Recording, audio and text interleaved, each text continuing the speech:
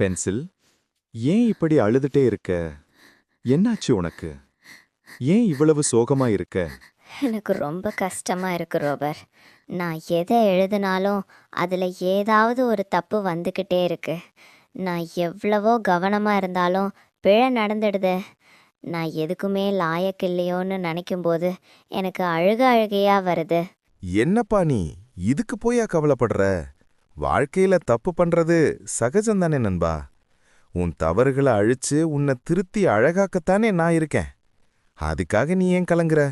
இல்லை ரப்பர், என் தப்பை நீ அழிக்கும் போதெல்லாம் நீ கொஞ்சம் கொஞ்சமாக தேஞ்சு போறியே.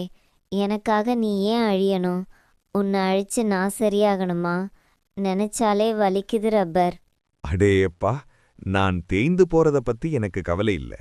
நீ செய்யும் பிழையை அழிச்சு நீ மறுபடியும் சரியா எழுதுறப்போ கிடைக்கிற அழகு இருக்கே, அத ரசிக்கத்தான் நான் இருக்கேன். நான் கரைஞ்சாலும் பரவாயில்ல, உன் எழுத்து எப்பவும் அழகா இருக்கணும். நீ சரியாவதே எனக்கு முக்கியம். வாழ்க்கையில நல்ல முயற்சியின் போது தவறு நடப்பது சகஜம்தான். அது தோல்வி கிடையாது. அது நீங்க புதுசா ஏதோ முயற்சி பண்றீங்கங்கறதுக்கான அடையாளம்.